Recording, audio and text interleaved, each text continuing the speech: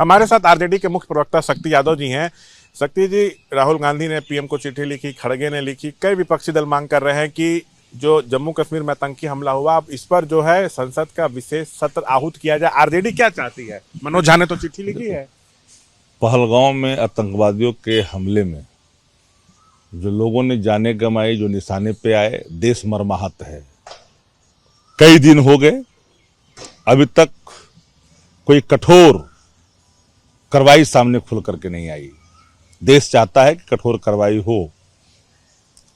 विशेष सत्र बुलाना चाहती है, विपक्ष की मांग रही है, राष्ट्रीय जनता दल ने भी मांग की है कि विशेष सत्र ऐसे अवसर पर बुलानी चाहिए, क्योंकि ये गंभीर है और संवेदनशील है। देश के सरहद का सवाल है, बढ़ते आतंकवाद के खतरों से जुड़ा हुआ सवाल है, इसलिए विशेष सत्र बुलानी चाहिए। अगर विशेष सत्र आप नहीं बुलाते हैं तो कई सवालों को घेरे में सरकार जाएगी।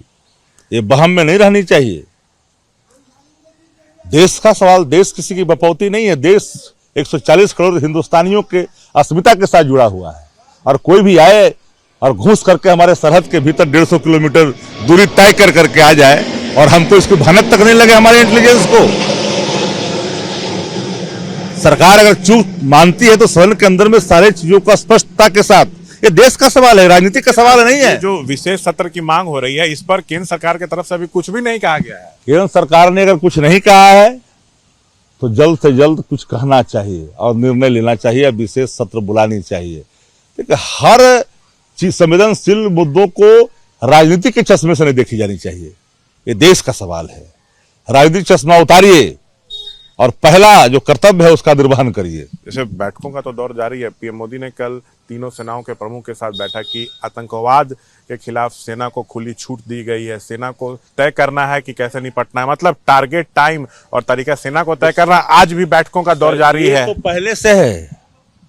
हमारे सेना के तीनों प्रमुख और सेना के जवान आतंकवादियों को मुंहतोड़ जवाब देते ही रहे हैं, और ये खुली छूट पहले से ही है।